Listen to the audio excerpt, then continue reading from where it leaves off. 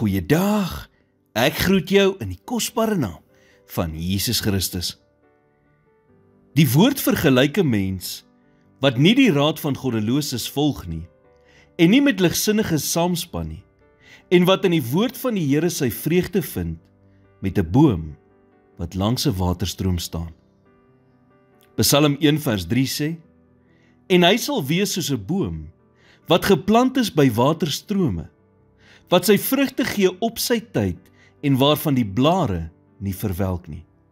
En alles wat hy doen, voer hy voorspoedig uit. 'n Boom is net so sterk soos sy wortels. Wanneer 'n mens na 'n groot boom kyk, is 'n mens gewoonlik verstom deur die groot takke, mooi blare en sterk stam. Maar is belangrik dat 'n mens moet verstaan, dat as 'n boom se wortels nie goed gevestig is nie, en hy nie aan lewende water verbind is nie, is dit net 'n kwessie van tyd, voordat die winde en storms die boom omwaai, of dat die boom verwelk en doodgaan. Maar as die boom goeie wortels het, sal die wortels wat nie sigbaar is nie, die boom laat vrug dra en laat floreer. Jy sien, dit wat sigbaar is nie so belangrik soos dit wat onsigbaar is nie. Dit wat onder die oppervlakte aangaan, is dit wat werklik saak maak. Dit maak nie saak hoe jy uiterlik lyk nie. Dit gaan nie oor die bestuur van die regte motor, hoeveel geld jy verdien, of hoe suksesvol mense sê jy is nie.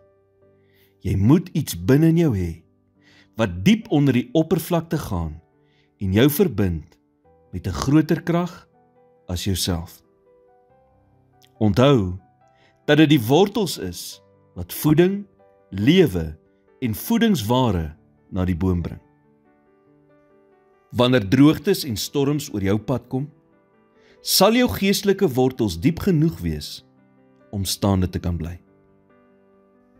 Wanneer beproewings oor jou pad kom en jy kry 'n slegte verslag van die dokter, of jou kind raak verslaaf aan dwelms, of jou huwelik is besig om te verkrummel, is die ding wat jou staande sal hou, om diep wortels van geloof in God te hê.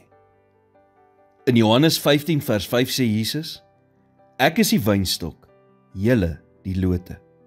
Wie in my bly en ek in hom, hy dra veel vrug, want sonder my kan julle niks doen nie. Hoe diep is jou wortels?